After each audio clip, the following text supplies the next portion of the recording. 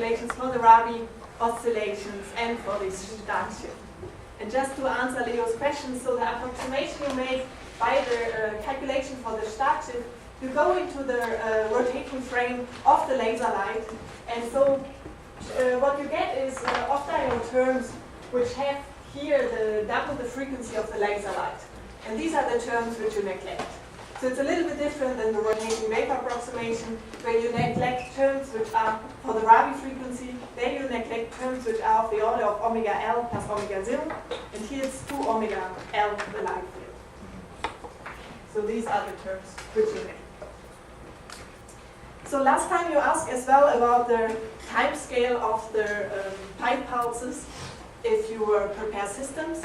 And I mean, I was now asking several experimentalists to give me some of their time scales which they typically use in the experiment. And I mean, they always answered, I cannot give you a time scale. And so it reaches from a few picoseconds to a few microseconds. So I mean, it depends very much on the state transition you take. So typically if you have transitions from S to P, you take something like picoseconds for these pipe pulses. If you make transition between magnetic states, it's more something like microseconds. Okay. Then I got quite a few questions on the statement I made last time that there's, one has to be careful with temperatures in these cold atomic systems. So I would like to clarify this. What I meant by this is you don't have a thermal bar which gives you a temperature for these systems. So if you do a parameter change in the system, you have to see if the system rethermalizes, and then you can define a temperature in the system. But it will change if you, for example, change the interaction. If you open a gap in your phase, you can have drastic changes in the temperature, and it's much easier to think of entropy, at least if you do slow changes in the systems. Okay, then in preparation to the last part of my lecture, I would like to ask a little bit, how many people of you are working on lattice systems? Bose-Hubbard model? Okay, quite a few, but not all of them. Okay, so I will not make an extensive introduction to this, but keep it very short. Okay, so today's lecture I would like to give you a little bit of overview or an insight into what has been done in these cold atomic systems, which is transport-like experiments. And so I don't want to teach you here a method, but I want to somehow give you or to show you what are the experimental possibilities so that you know that you can be inspired and get ideas what you want to look at, what you want to tackle as a problem in these kind of setups and what is realistic. And so to start this, I would like to give some examples of experiments which have dealt with transport-like situations in cold atoms, and then I will describe one of the experiments much more in detail and talk about thermoelectric transport in these experiments. And so the first experiment where I have put here a picture on is one experiment where you take this cold atomic cloud, you put a potential which you break by laser speckles, which is a disordered potential with some correlations in these speckle patterns. And so what you do is to take the cloud, set it into this potential, and then let the cloud expand. And you look at the dynamics, how this cloud is expanding in the presence of this disordered potential. And so there has been very nice work of the group of Alain Aspect in France on this experiment. And so these are typical pictures of it. And so this is transport-like because you have something which is expanding, but you don't have a steady state which you drive through a system which is disordered. Another very similar experiment is this experiment down here. So this is now without, so these were weakly interacting bosons, which you had up there. And so there has been as well a similar experiment where you took fermionic atoms confined to a trapping potential in an optical lattice potential, and then you try to let them expand. And so depending on the interaction strength, you will get a different interaction or expanding dynamics of this kind of atomic cloud. And this again is a kind of measure of a transport through this optical lattice in the presence of interaction. It's not only this kind of global transport which can be done, but for example in the group of Michael Köhl in Cambridge, what they did is to take one-dimensional tubes and then do a spin flip at a certain local position in these tubes. So they put, for example, at this place over here, an impurity like it is put here, another spin state, and let this system evolve under the gravity going out. And so this is one of the types of experiments you can as well do to create impurities in this system and look how they are propagating through the system. Like here, I mean, this was done in one-dimensional tubes, but I mean, by now this has been done as well in optical lattice systems, and you can really look at the transport of impurities in these correlated systems. More recently, there has been as well a lot on spin transport in these systems. So this is an experiment of Martin Zierlein. So what he prepared is a cloud of atoms where he had all the spin up on one side of the cloud and the spin down on the other side of the cloud, and he looked how they are diffusing inside each other. So I mean, this is as well something where you can probe spin diffusion in these systems and look how the spin degree of freedom is transported in these systems.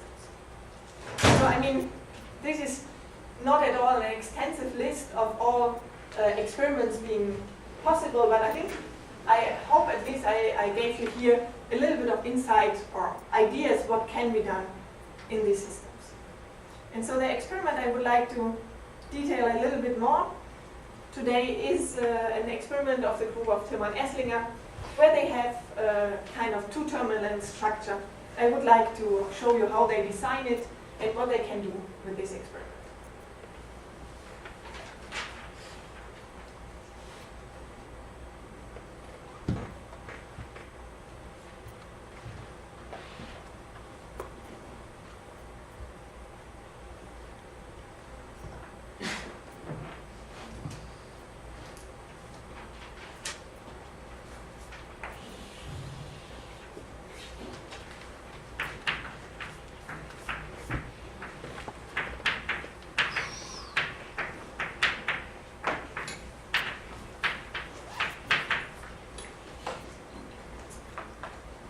So here it's the group of Tillmann Esslinger.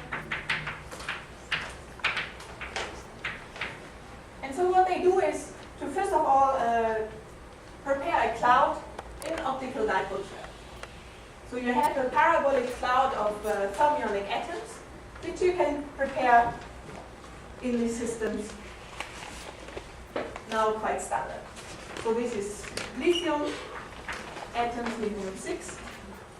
And so what they typically have is something like 10 to the 5 atoms and a temperature which is a fraction of the Fermi temperature. So let's say 0.2, 0.1, so it's some fraction of this temperature. And so typically what they use is that they use a cloud which is elongated in one of the directions. And so here it will be the y direction, which I choose to be elongated. So they have this kind of tube-like structure, but more three-dimensional.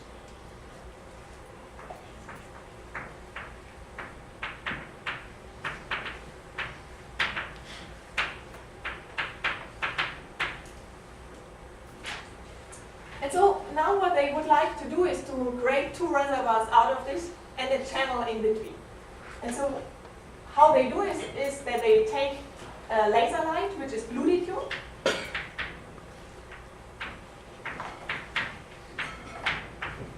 and so we have seen yesterday that blue lithium laser light will repel the atoms from the intensity maximum. And so what they do is to shape the laser beam in a way that they get intensity maxima which are flat like this, and you have no intensity in the center of this laser. And so this is done by a so-called transversal electromagnetic mode profile, which is 0,1 profile, which has this one mode in the center. And so this is the Y direction, and this is the laser light in the Z direction. Okay, so what does this give?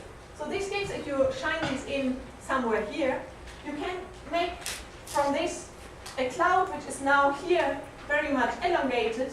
It will be squeezed over here, and it's quite normal on the other side. And so this is as well the setup they prepare.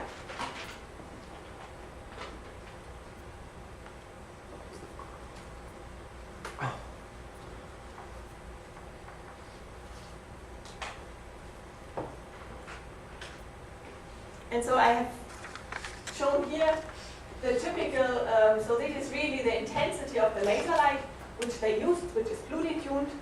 And here is now the cloud in the presence of this laser light. So you see here you have two reservoirs at the sides, and you have something in the center which is a very narrow channel, and then another cloud on the other side.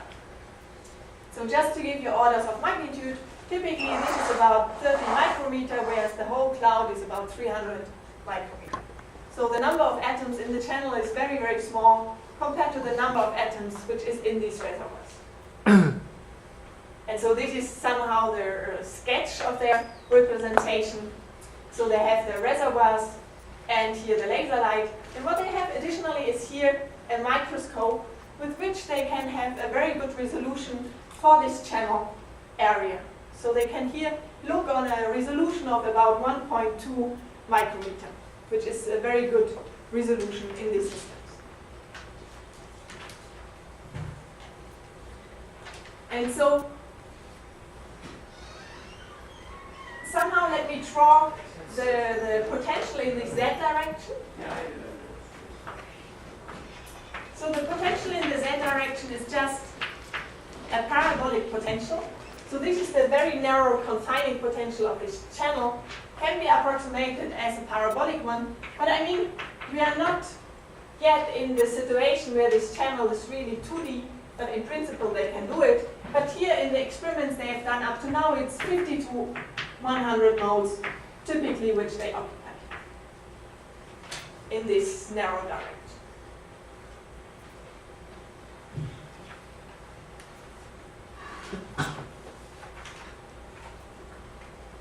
So what can one do with a setup like this? So let's see. So since they have this microscope over here, they can use this microscope to address really, really nicely this channel. But this means as well they can put in there different potentials because they can shine in laser light on this 1.2 micrometer resolution. So what they are able to do is that in the channel they can really create different potentials.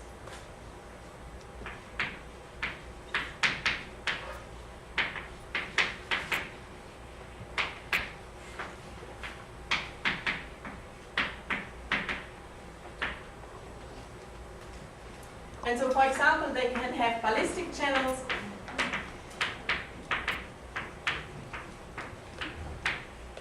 which is 1D, 2D or 3D. They can put quantum dots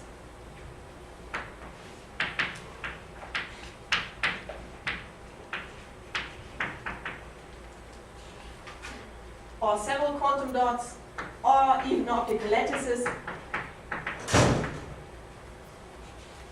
They can put disorder potential.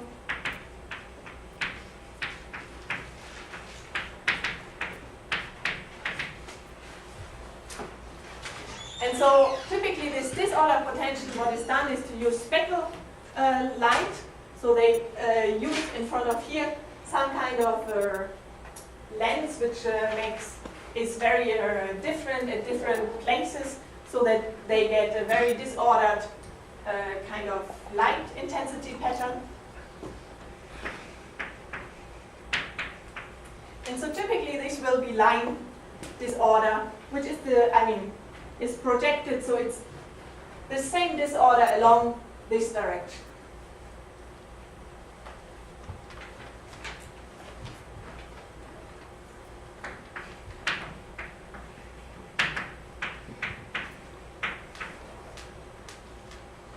And so for the characterization of this disorder, Alan Aspect has done very nice work on this, if you want to know more about the correlations.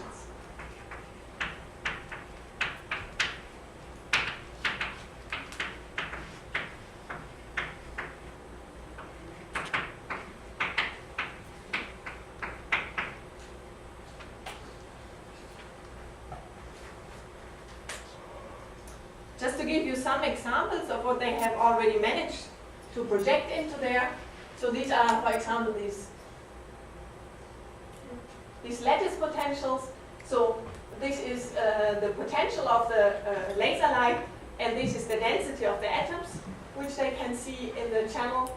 And so you can project these kind of lines as having one-dimensional channels there, or boxes, or these kind of points, or even just simple points over there. So in this lattice, and every potential well, how many atoms are in? So this depends very much on the size of this potential well. Mm-hmm. So at the moment they can do it to about 1.2 micrometer, the resolution here. And so their problem at the moment is that they still have the this direction, the Z direction, so this direction relatively wide. So they still have, I don't know, 50 or something atoms in each well. Okay. But in principle, they can make it much smaller.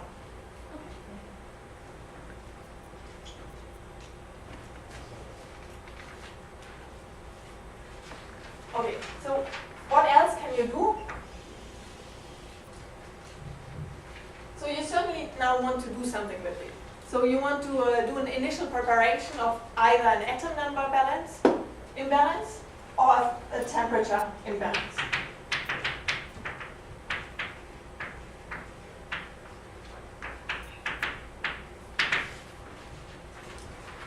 And so what they can do, for example, is to apply a magnetic field gradient to the system, and by this create a linear potential for the atoms and create a particle number imbalance.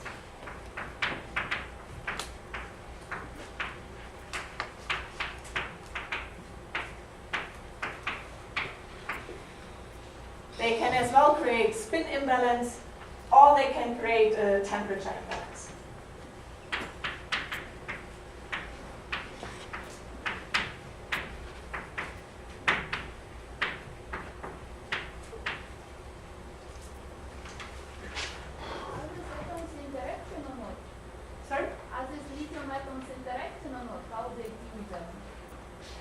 This they can as well, they have a Feshbach resonance, Okay, so they can tune the interaction in this system.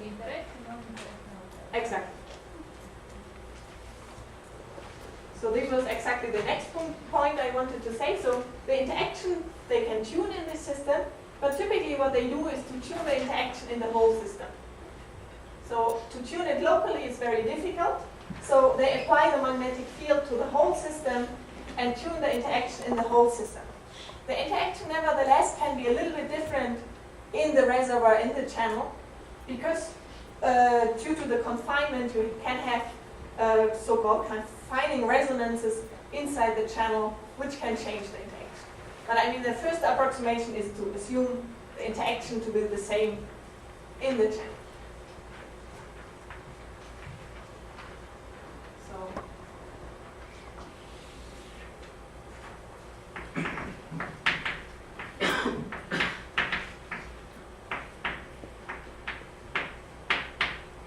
And so again, it's tunable from attractive to repulsive just using the Feshbach resonance.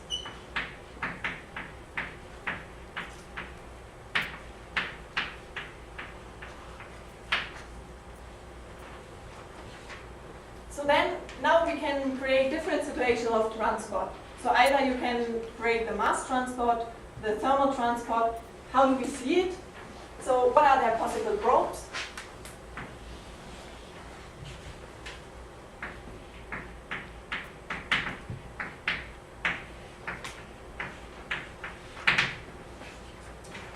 And so they can very nicely measure the number of particles in the left or the right reservoir. This is just absorption imaging.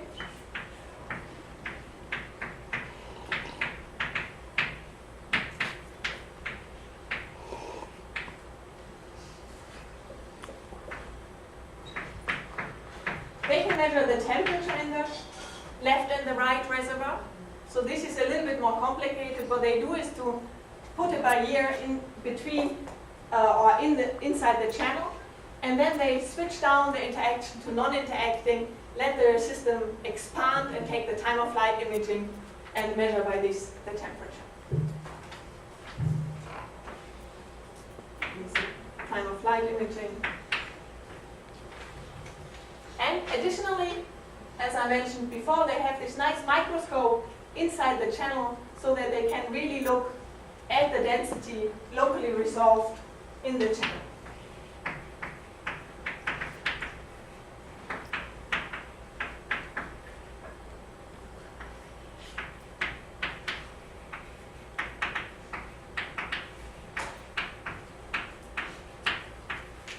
So it's about 1.2 micrometer resolution. And by this, in principle, using single shot measurements, they can as well construct their correlations, density correlations inside the channel. Yes? So how do you make left reservoir temperature and right reservoir temperature different? Okay, so what they do to do this is to ramp up here a barrier. So a laser light again, they shine in a laser light longitude. And then they take another laser light, shine it in here and steer. So they just excite one of the systems by steering with the laser light. Exactly. You block the middle so that you don't have any exchange and that you only heat by this process one of the reservoirs. And then if you remove the block, remove the center wall, then you can see the transport zone. Exactly. Yes? So can I take a step back? What does this 10, 20, and 30 mean for the ballistic channels? Sorry, 1D, 2D, 3D. Oh.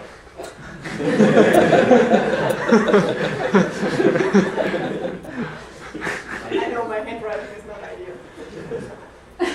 Yes? So if you want to measure transport, you should somehow measure time, right? If you want to measure conductance to the channel or something. So how do you see, it's like, how do you get time resolution? I guess it's like that. So the time resolution is quite good. So I mean, I will show you some results a little bit later.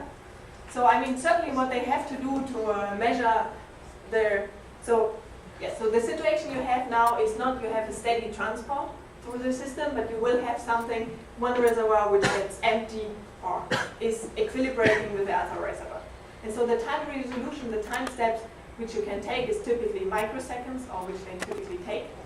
And so what they need to do to measure the time is really to re-prepare the system for every time shot several times and take the average after a certain waiting time. So they just measure the number of atoms in left and right reservoirs as a function of time. Exactly.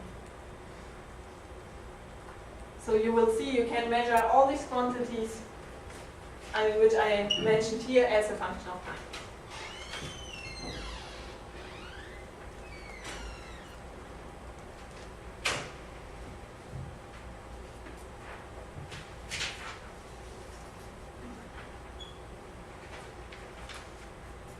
Okay, so let me mention there are several differences now to solids.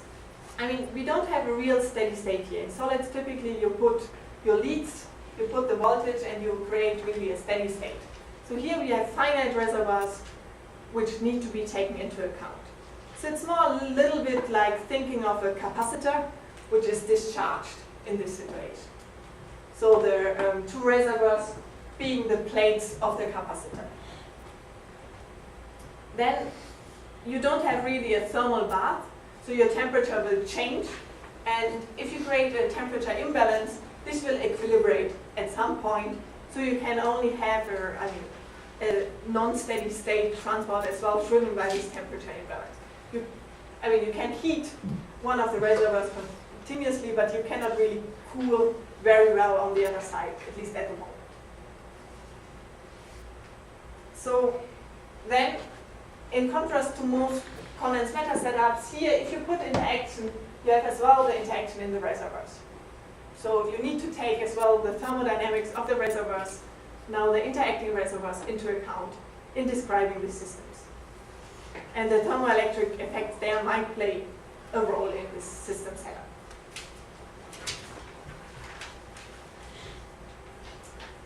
Okay. So I would like, they have now done this experiment, I think is almost 2 years old now, this setup. And so they have done several nice experiments with this. And I would like just to flash 2 of them and then to describe one of them more in detail. And certainly, the one I would like to describe more in detail, I'm involved. This is why I know much better about it. And this is the thermoelectric one. So, but let me first say, so the first experiment they did is just to create this particle number imbalance and then to see how this current is flowing through the system. And so these are now the results which they have taken here. So this is the measurement of the particle density in equilibrium. So you see here the 2 clouds which have a lot of particles, and you see in the channel by this imaging you see almost nothing. So then you have another picture here when you have applied the bias. So they wait until the first kind of setting in of the current is done, and you are steady for a certain time, and then they measure. And so this is this measurement. Okay, by eye you don't see big differences, but if you take the difference here, you see that the particle imbalance is created. So orange means bigger than 0, green means smaller than 0. So you have really a bias in between these 2 situations. But what they can do easily with this microscope is to now look in the channel. So this is the position inside the channel. You see here this is micrometer, and the channel is approximately from somewhere here to somewhere here. They can resolve much better the density inside this channel. And so what they did is to repeat this experiment to measure the local density, and to repeat this experiment for a ballistic channel where they didn't put any potential inside this channel, and to repeat it in the presence of speckle pattern. And I think there are many experts here who can explain much better what you see on this picture.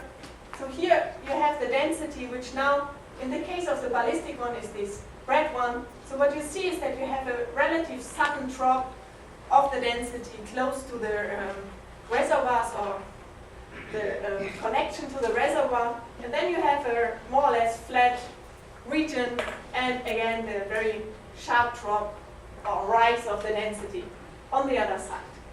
Whereas if you are in the diffusive limit, what you see over here is that it's much more, smoothly going up from one side to the other in this system. So you have now the possibility to look at these systems locally. Similar experiments have been nicely done in solids as well. So this was one of the first experiments demonstrating how well the setup can function, and that you can start from there to go on to do new physics. Sorry, could you remind us the initial condition? So the initial condition is just the particle number imbalance between the reservoirs. And then you open the channel and look at the transport. So the temperature is the same in both reservoirs. So you mean even for the initial, at the beginning of the experiment, there should be difference. You can see some orange, some, right? Sorry, yes. So even in the initial condition is really that you take your system, you have here your particle number, and you take, I don't know which side they took bigger than the other, but you apply this imbalance, and then you look what is going on. Okay.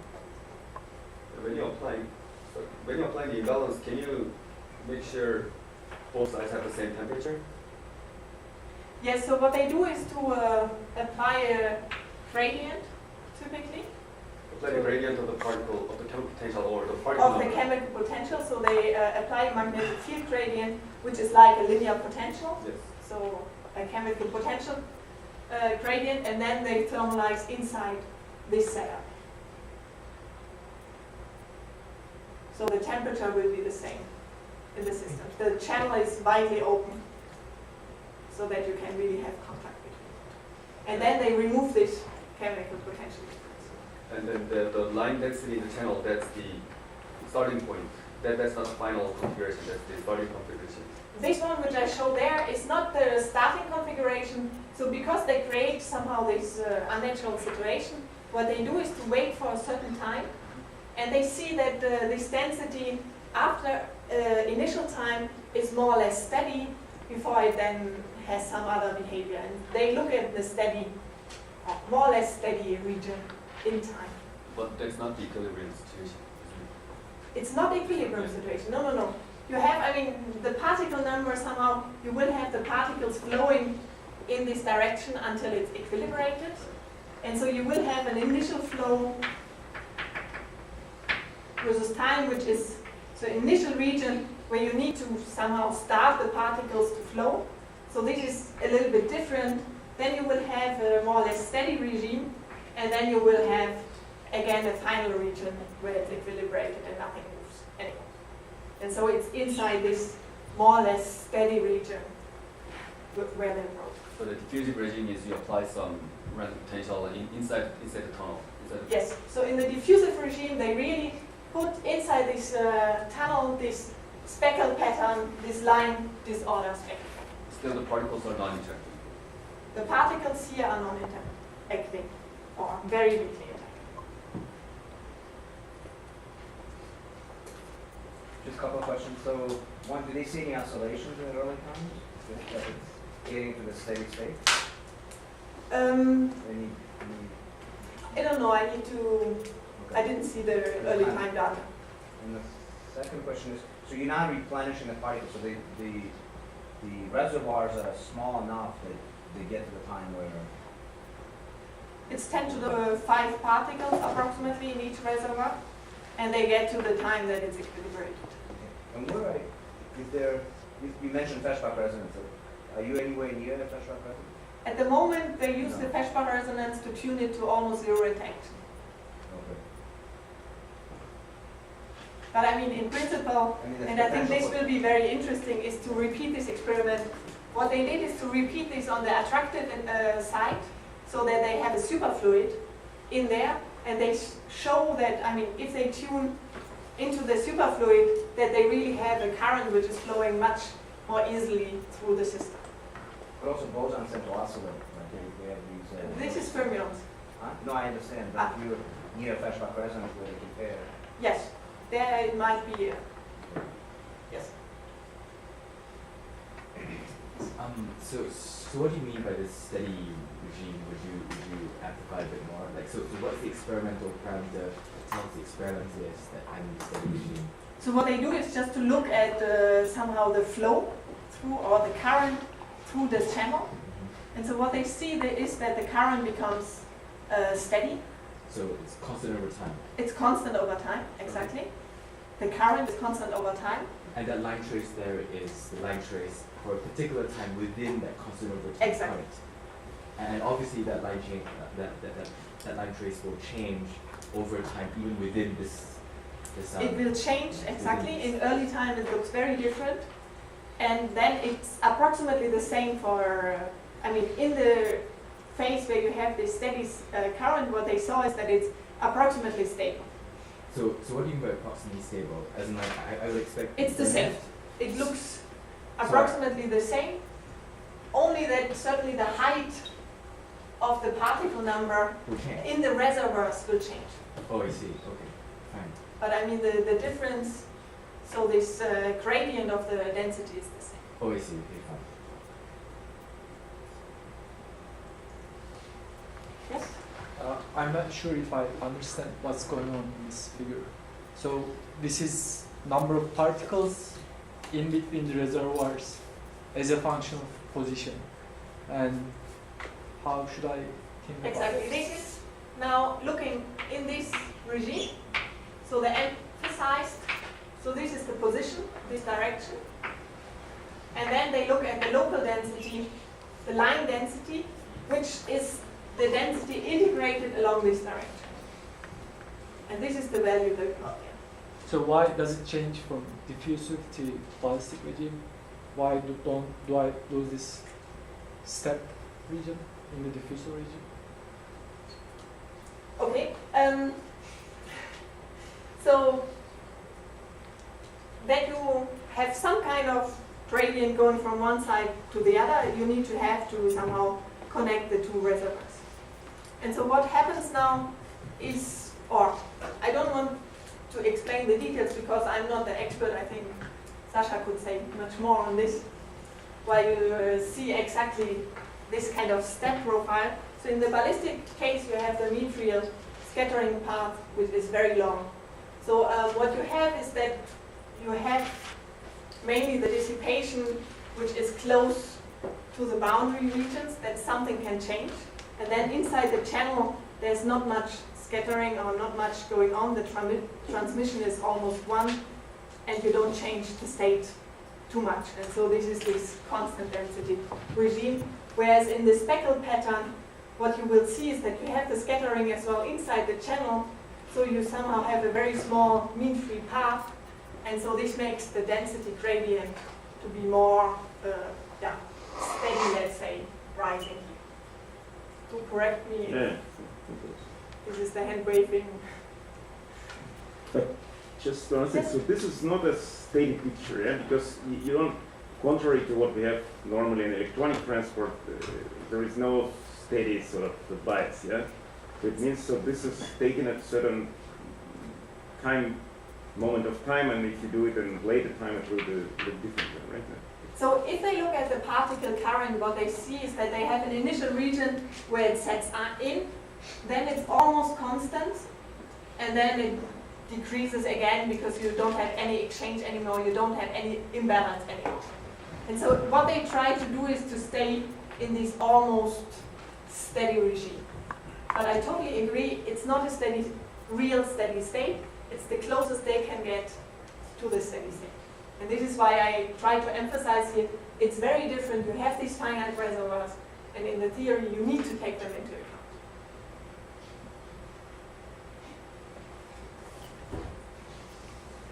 Okay. So, as I mentioned before, they did this as well with the superfluid, so they can tune the Feshbach resonance. And I think it becomes very interesting if you put now interaction. I mean, if you would do this now at unitarity, for example, and see what happens, it would be very interesting to describe these situations. So, but I would like to focus a little bit more on the thermoelectric transport, which has been now recently seen in this experiment. And so let me go back for this a little bit and review what is the Seebeck effect. So, I mean, this is the original experiment which Seebeck did. So you have some kind of conductor, you heat it on one side, and you see that a magnetic needle, a compass needle, will turn. So you somehow what you find is, in short, or what nowadays can be done, is that if you have a conductor, you heat some of the sides, what you will have is that a voltage will be a rise in between the two ends of this heated conductor. And so let me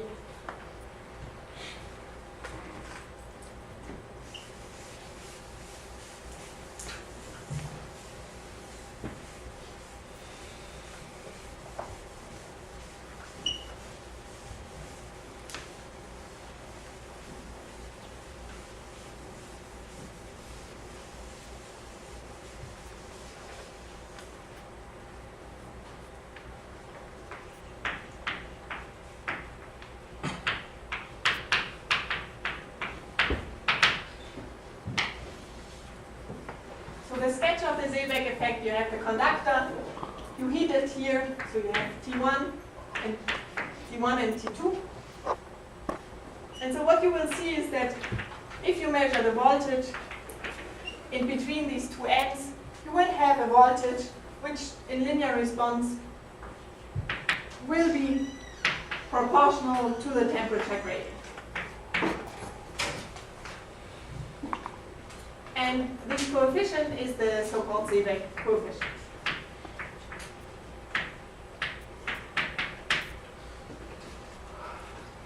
And so what is the qualitative picture for this? So let's zoom in into the conductor. If you have now here the hotter side, here it's the colder side, what will typically happen is that you have many particles which are pretty dense over here, and here you have a less dense sample on this side over there. So if you now think of electrons which carry charge, so this should be electrons, this is the dense side, this is less dense. So what you will have is that here the charge, the electric charge, is much more negative than on the other side. And by this you establish an electric field.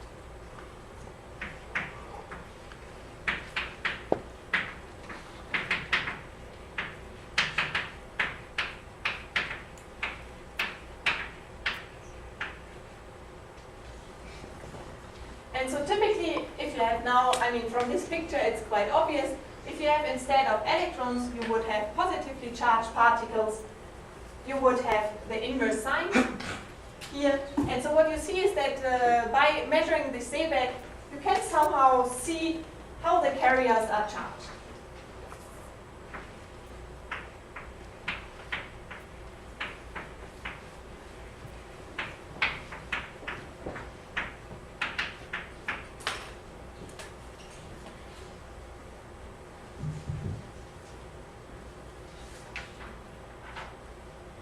Okay, now in these cold atoms we don't have charge, we have only atom number. So we were looking what one can do to see an analog effect to this kind of thermoelectric effect, where somehow the temperature gradient is coupled to the electric gradient in these systems.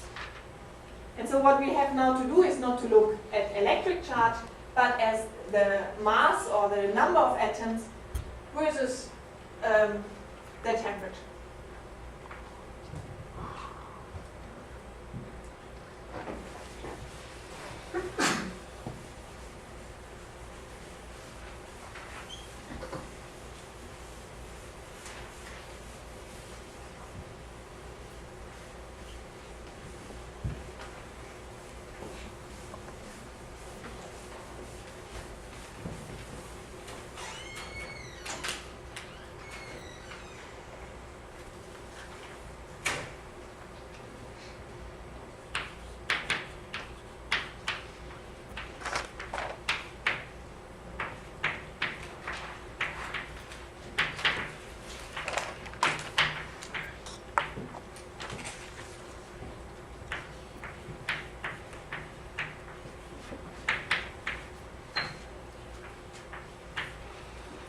Let me say density of atoms, number of atoms.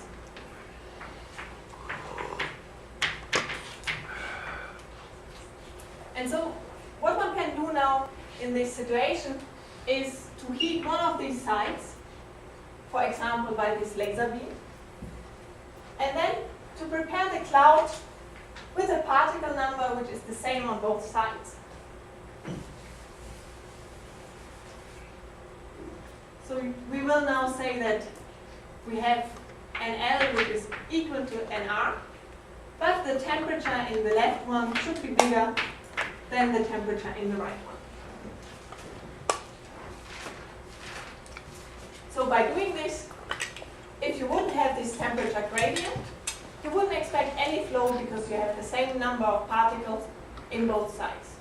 And if you have now this temperature gradient, you will see how this charge or the transport of the charge and the heat is coupled in the system. And so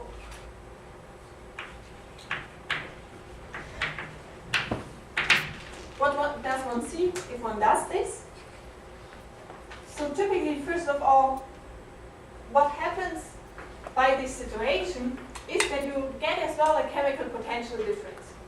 And so what you will create is that the chemical potential of the hot reservoir will be lower than the chemical potential of the colder reservoir.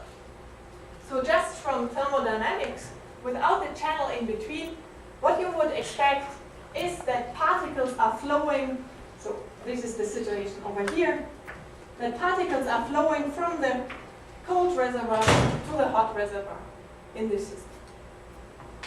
So this is quite different to classical systems where you are somehow used to, if you keep the pressure, that you flow from the hot side because the particles are much faster to the cold side. And so now putting the channel in between,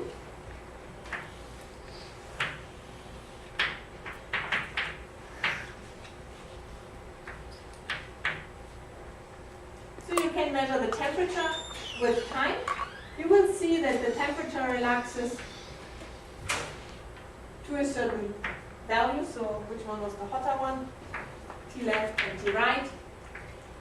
So you will go, okay, this is not 0, it's the initial value, and you relax to some kind of steady state. Whereas if you look at the number of atoms, the particle number imbalance versus time, you will see that you get an imbalance which arises over a certain time, and then it relaxes back to no imbalance at long times, because as well the temperature imbalance will go to 0.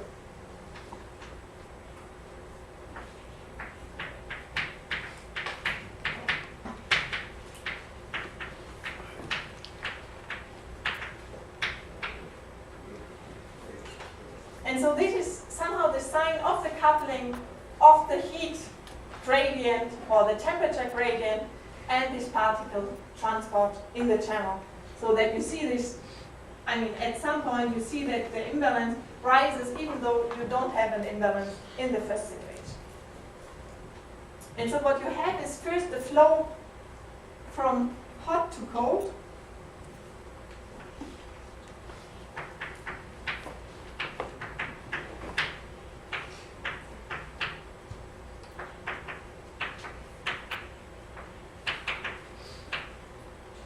So against the chemical potential bias, so you put work into the system and then you flow back to the other side.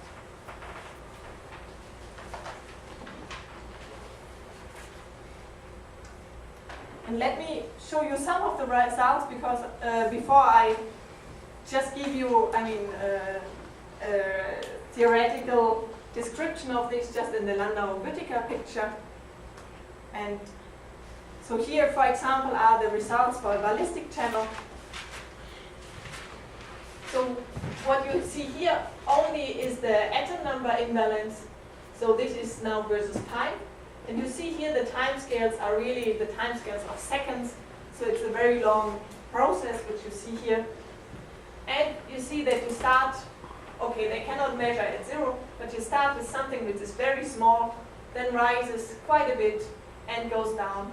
And at very, very long times will equilibrate again to no imbalance in the system. And so where does this kind of coupling come from? So what one can do is to set up a transport theory for this channel, which is similar to a discharge. Yes? Sorry, but the delta N picture, can I understand it as heat mode decays first and then the zero effect comes after? Sorry. So The this is flow from hot to cold corresponds to heat flow, isn't it? It's the particle heat attached to the particle, and it flows from the hot side to cold side. But after that, you have a Seebeck effect, so Seebeck effect will drive current to the other side. You can understand? And the Seebeck current is much slower than the heat current. So what you see here, or why you get this kind of first flow, is exactly because you have the hot particles, which are, or the transmission in the channel is much easier for hot particles. They can move fast. They can move much faster through the channel, and this is why you get the transmission in the channel, which is much higher for them And so this is why you get this rise. And then suddenly at some point there is no temperature gradient anymore, so you fall back. You have the normal transport somehow equilibrium. So maybe this is not, the scale is not comparatively shown here. And so this will be as well what I would like to give you a little bit of hand-waving theory to just connect it to the transmission in the channel and see that it's this energy dependence of the channel which drives this current. Yes? So I'm having a little trouble with your analogy between the Seebeck effect and this thing that you're seeing. You say that you have no charge in your system, right? So if you have no charge in your system, then why can't I think of this in terms of thermal conductivity? So what's the difference now between the thing with, well, what the Seebeck effect is it's different, right? The fundamental thing that you need a charge. So why can't I describe this, in particular, why can't I describe the first initial rise by some kind of thermal conductivity thing? So what we are now, I mean, here typically you have that the electrons are carrying this charge. So what we do now in cold atoms is we don't have the charge, but we have the number of particles. So what will be the analogy is that the number of particles is coupled to the transport of heat. So why can't I describe it by thermal conductivity? So it seems like, you know, the hotter particles are diffusing. It's just that, right? That's just that. I mean, I will just put or describe with the equation. I think I will show you the analogy a little bit better, why it rises, and if not, ask afterwards again. Yes? I think I missed your point. So initially chemical potentials are the same, right? But there is a temperature gradient. But once temperature, the particle number is the same. Particle numbers are the same. Temperatures are different. Temperatures are different, and therefore the chemical potential must be different. Chemical potential depends on temperature. Yes. Even the degenerate limit or what limit? Sorry? Is it degenerate gas? This is just the degenerate Fermi gas. It is degenerate. Yes. So I mean, the calculations I will show you here is really for a free Fermi gas. I think it's just the first experiment, and it would be very nice if someone can do it as well for interacting systems.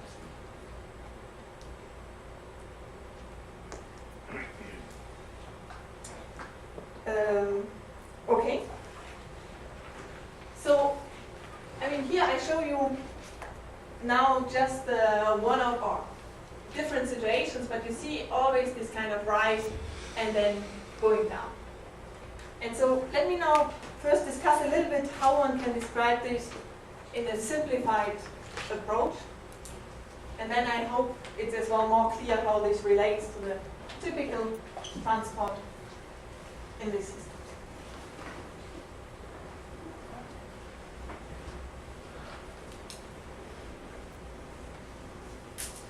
Excuse me. Yes? So can you remind me what's the temperature difference compared with your Fermi energy? So typically what they take is they heat to about, I mean, one of the reservoirs is at about 0.3 T over T Fermi, and the other one is at 0.7 or something initially. So they heat quite a bit. I mean, it's really hot.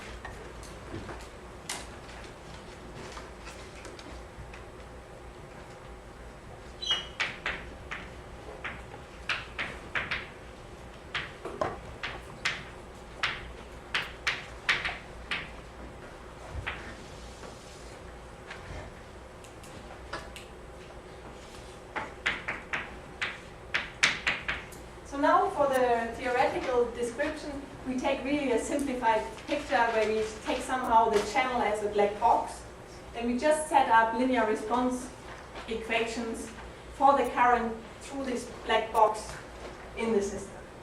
And so IN is the particle current. And you will see, I mean, it's really similar to a transport 3 in solids. So from the theoretical side, there's not much new here.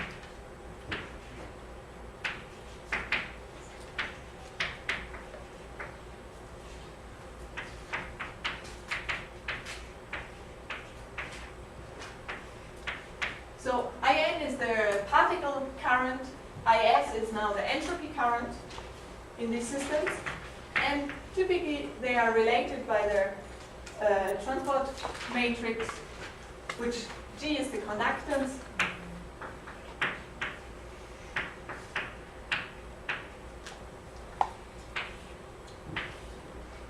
to the chemical potential difference and the temperature difference.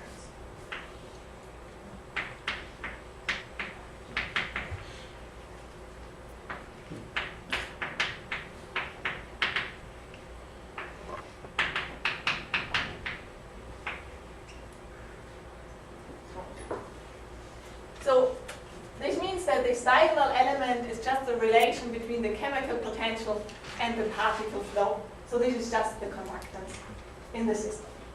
So this diagonal element over there is just the thermal conductance.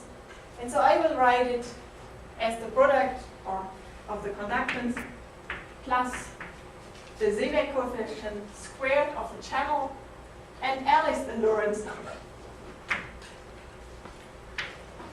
So L is then Gt over the mean temperature times the conduction. So the Lorentz number normally classifies how different is the thermal conductance from the particle or electrical conductance. In normal systems here, the particle conductance.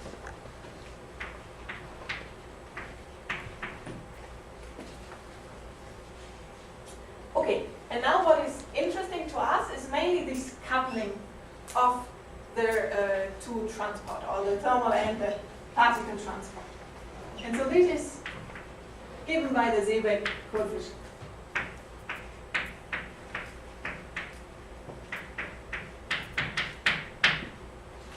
And so you see here that we have very similar, typically you have the electrical current here, but the only thing which changes is somehow that we now are dealing with the particle current, and so the atom number current, and here it's the entropy current in the system. So it's very similar to the setup which one has now.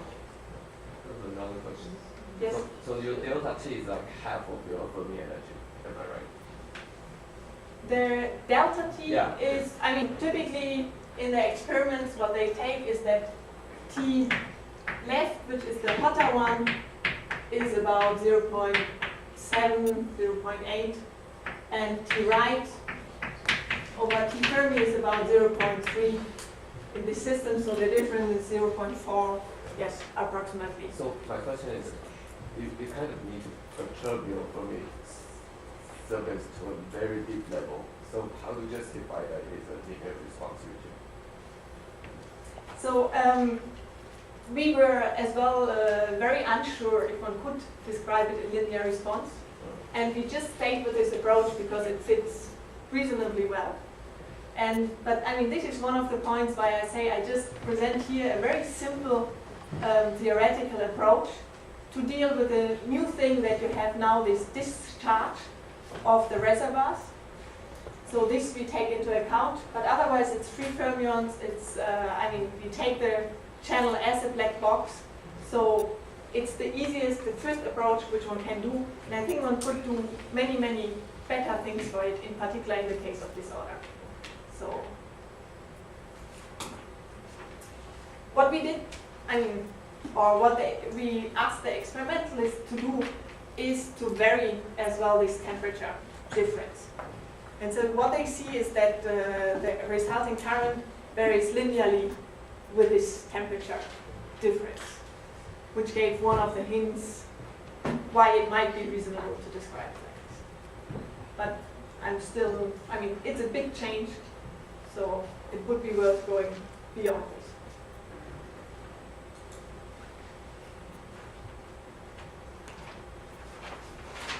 Okay, so now we don't want to know the chemical potential difference and temperature difference. Or we want to know the temperature difference and its relation to the temperature current. And here we would like to put as well the particle number or the particle imbalance so that we can solve these equations for its time dependence. And so what we need to do there is to put in the reservoir quantities to relate the chemical potential in the reservoir to the atom number in the reservoir. So I need to erase again.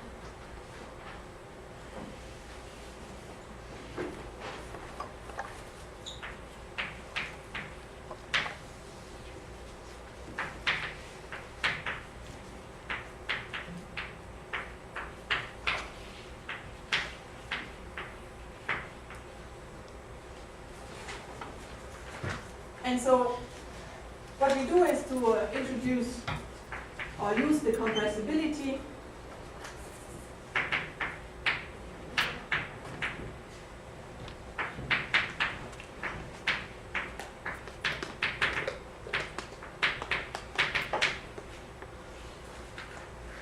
The dilatation coefficient, which just relates the entropy and the particle number.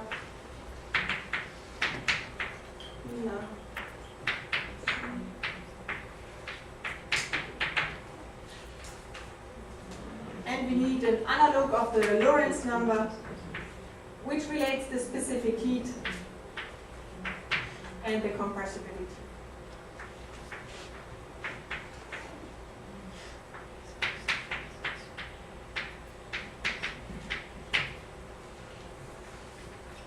And so what we do now is to relate by these equations to just getting equations for the particle number imbalance.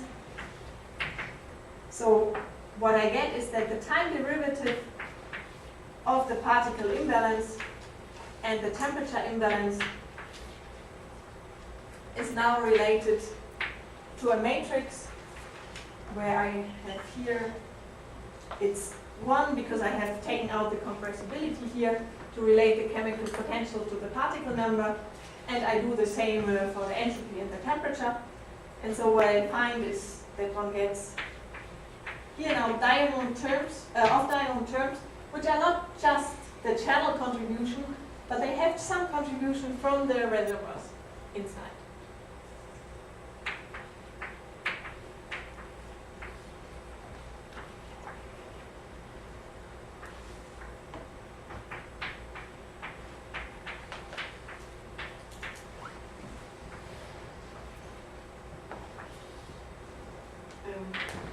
Sorry for that.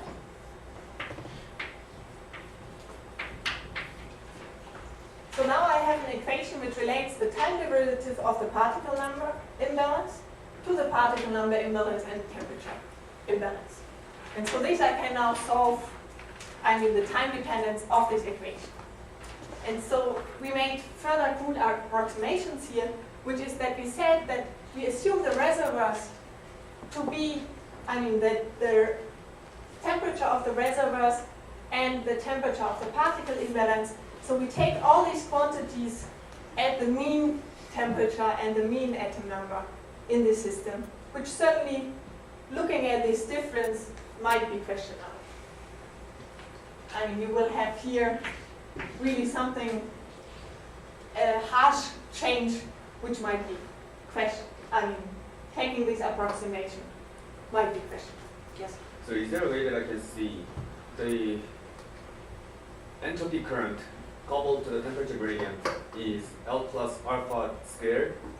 Is there a way I can see why it's alpha squared, zeta coefficient squared, L plus alpha squared? Can I see why it should be?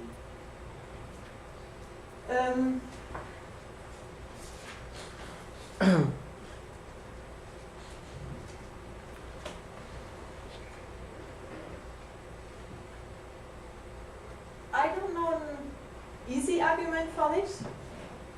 Because I thought the zeta coefficient comes from the delta mu contribution, and then I can see the off-diagonal terms. There should be alpha, but I don't know why diagonal term must contain alpha squared. Let me answer this next lecture.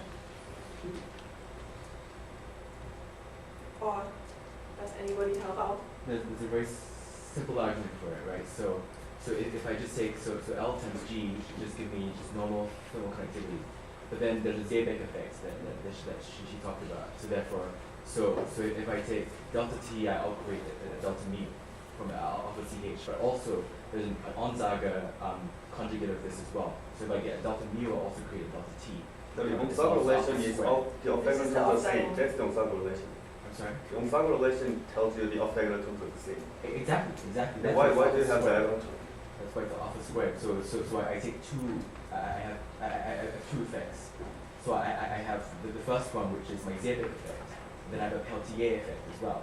Yeah. And so if I do the first effect first, well, the Seebeck effect first, I get a delta mu, and then from the delta mu I'll get Oh, that's why it comes in IS. the second order. That's why it's alpha squared. Why wouldn't you just continue that argument to kind of feed back out the cube terms and out the fourth term? And why don't you have that for the first term? I'm sorry. First one of diagonal term we should have for it. Because Peltier effect will affect the first diagonal term. I think it's a matter of convention. So I think it is because you have well the G's outside, and so you've got one in the first on diagonal, and so it's how you define which one. So I can do this. I can do the same thing as well. So if instead I wanted to write GT outside, then I could bring the alpha squared in the first one diagonal, but it has a different sign. I mean, this is somehow the Lorentz number as a convention, how you define it. And so typically it's defined in the way that you have the Peltier effect, which is easily described. And so that's. I mean, we will see later as well that, I mean, if you relate it to the transport function, you see that an expression where you have this G times alpha squared will exactly appear to have higher moment of this integral over the transport function.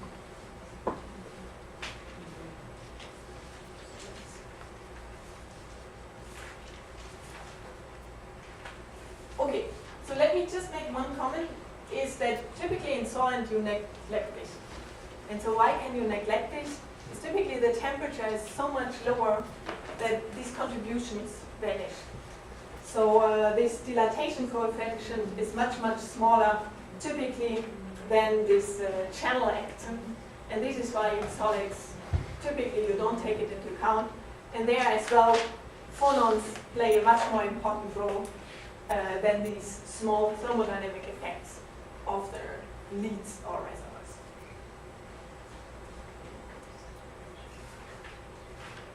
So and now what one does is to simply solve this equation. I mean, this is just a 2x2 equation which you can solve in time. And so the demanding thing is to know what to put in for all these parameters. And so there, as I say, I will just give you a very easy description of these experiments. And I think one can do much better than this. So what we will take is just to take, I mean, for the reservoirs, we just take non-interacting fermions in a parabolic trapping potential to describe these reservoirs. So this, I think, is relatively fine.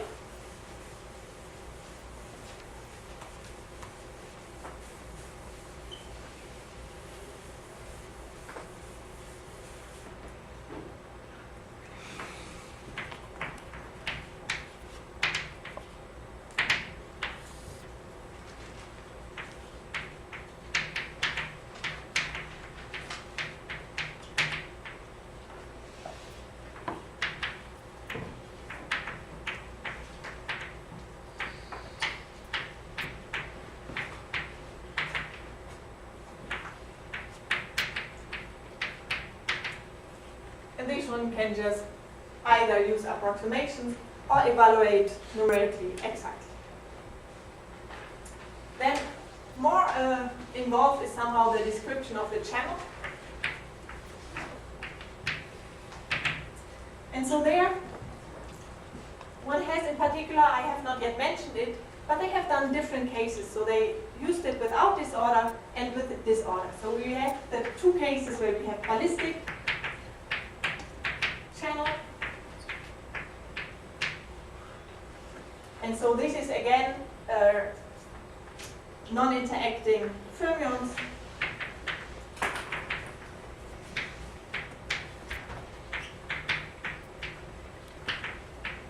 In a parabolic potential which has a very different form, so it's strongly anisotropic.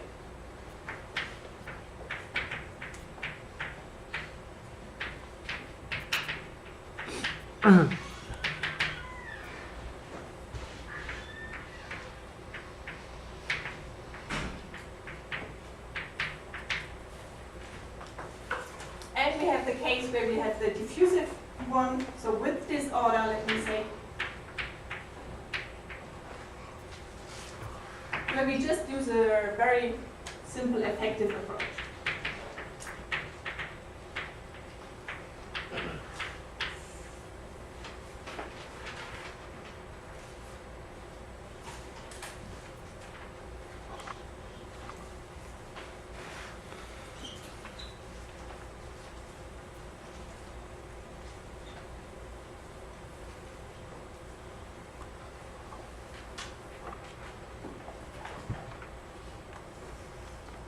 So let me say a little bit more for the channel.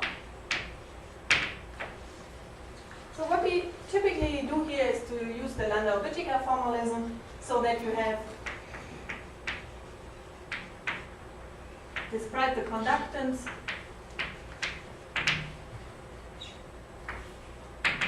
just by an integral over the energy, and you have a transport function which is now the important part of this expression, and you have transport only around the Fermi surface. This is why you have the derivative of the Fermi function inside this expression. So F is the Fermi function.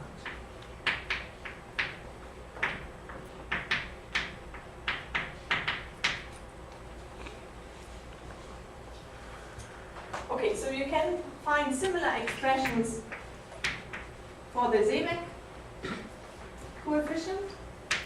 And so this is now, instead of taking this integral, you take a higher moment where the moment is taken with respect to the energy difference from the chemical potential.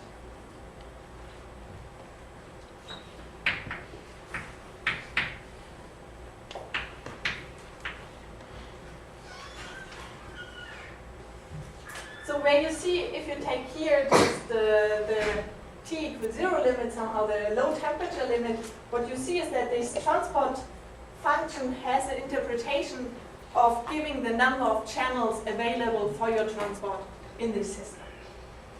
And so what you see further here is that the Seebeck coefficient is now related somehow to the asymmetry around the Fermi surface in this system. So you see that you get this coupling of the heat and the charge transport, or here the atom number transport, by this energy dependence of the transport function, or this asymmetry of the transport around the function. Then you have as well the thermal transport, and you need here again this alpha square expression if you take here the higher moment, which is the second one.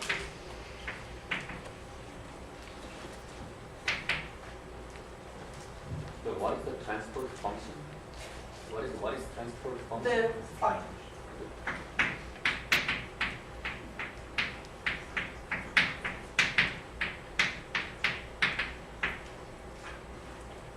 And so at t equals 0, you have the expression to take here the g at t equals 0. You have the function just at the Fermi surface. Since you have here, this will become a delta function at the Fermi surface. So you have somehow how many channels are available to transport at this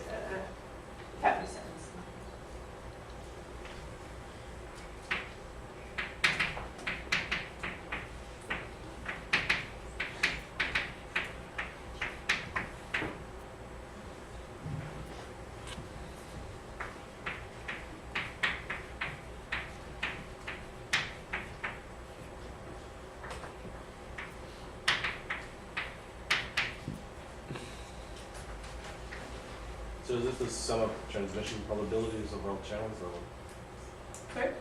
is this the sum of the transmission probabilities over all channels? Yeah, so what you do is to look at the different energies, somehow how many channels somehow are available, and you weight it with the derivative of the first. But there's some transmission probability going through the wire, right? Exactly. I mean, this is what I say here. So, I mean, it's somehow the number of channels. So assume the channels are perfectly conducting, yeah? Yeah. So it's ballistic set and I mean, in this case, down here.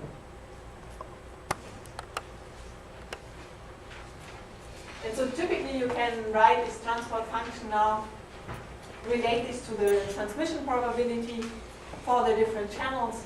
And in the ballistic case, it's just the transmission is just one.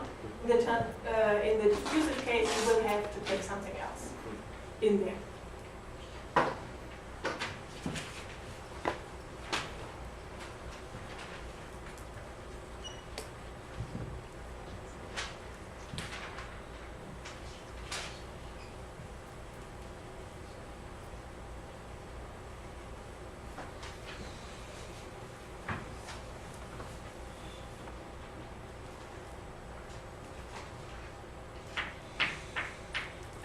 So here we write it as exactly the sum over the different available channels. We have the transport along the y direction, so we take here the momentum dependence in the y direction. So this is the mass of the particle, the momentum of the particle, and then you have the transmission probability, which depends certainly on the momentum in the y direction. So this was what we meant before. You have a certain transmission here.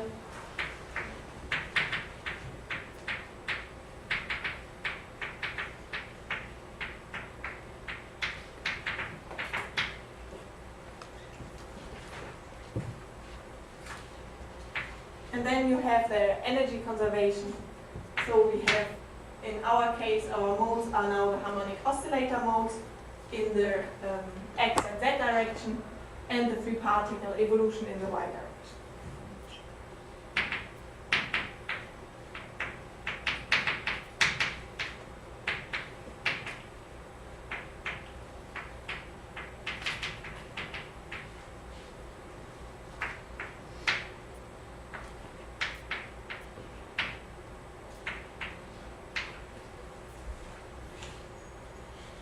And you see now, I mean, this is somehow the important part now. How do you determine the transmission probability? And I mean, the transmission probability for a ballistic channel is just 1. And in the disordered channel, we at the moment take just a phenomenological approach where we interpolate between the ballistic channel and the totally diffusive channel.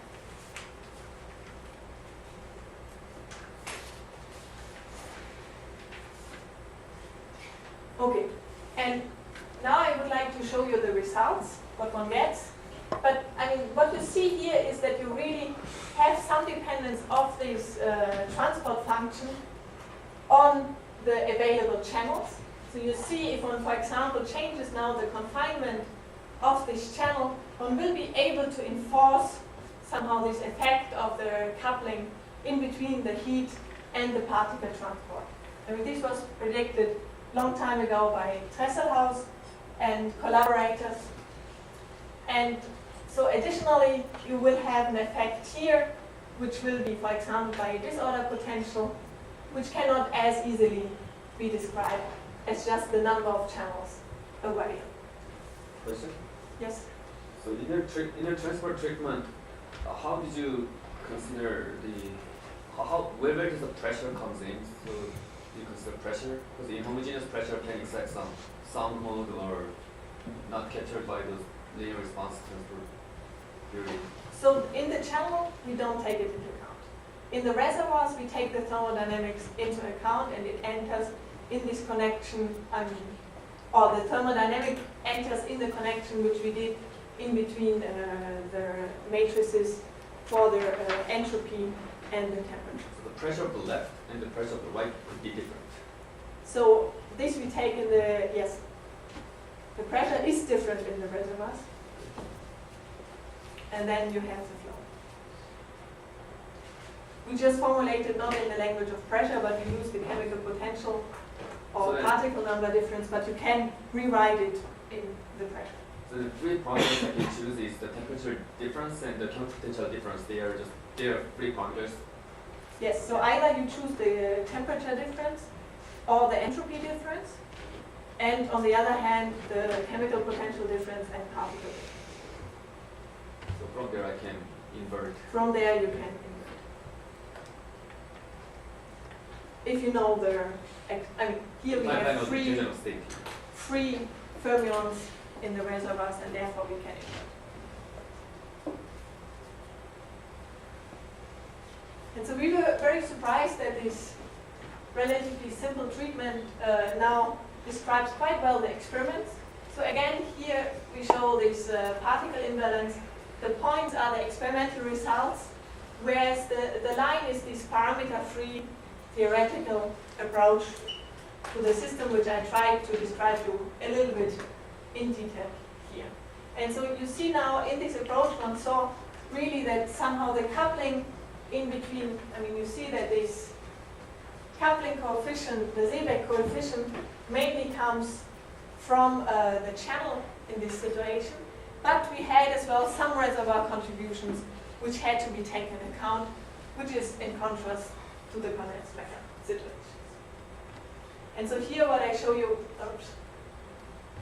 so this size of this effect can be classified, or we try to just take somehow the maximum of this particle number imbalance over the particle number and compared it to the initial temperature imbalance. And so this is this quantity over here. And we changed the channel properties here, squeezing more and more the channel so that you have less and less conducting channels available. You see that this goes up in this situation. I think much more interesting it becomes if you put now disorder into the system. So if you put a speckle pattern inside the channel, so over here, and so this is now for increasing disorder along this direction. So this height is always the same of the axis. You see that the effect increases really quite a bit if you have now these speckle patterns inside the system, or here it's summarized somehow. The red curve is this maximum of this height of the potential, and you see that it increases quite a bit and then saturates over it.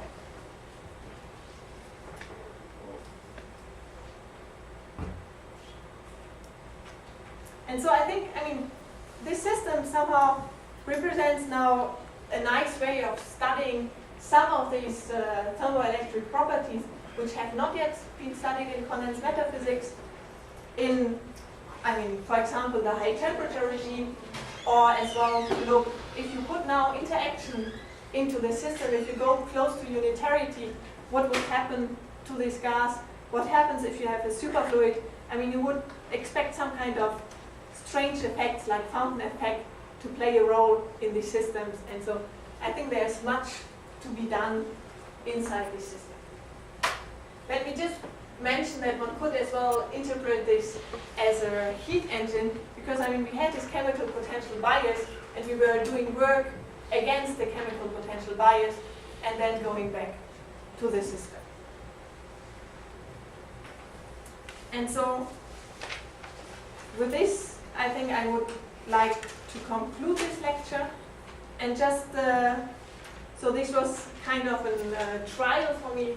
I saw that in this summer school you had quite a bit on transport and on the dynamics in this called atomic system, to try to connect this together and give you an example where this field is connected or where these two fields meet very closely.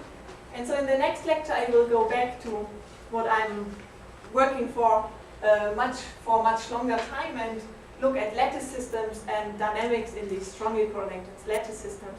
But as well there, I would like to give you examples, and I was asked if I will explain the numerical DMG at some point. I would like to avoid this, because typically, I mean, to learn this numerical method, the best is to sit down and try to program it. And I mean, I'm happy to answer questions on it, just approach me, but I think the best is sit down and do it yourself if you want to learn it. And so with this, I would like to end this.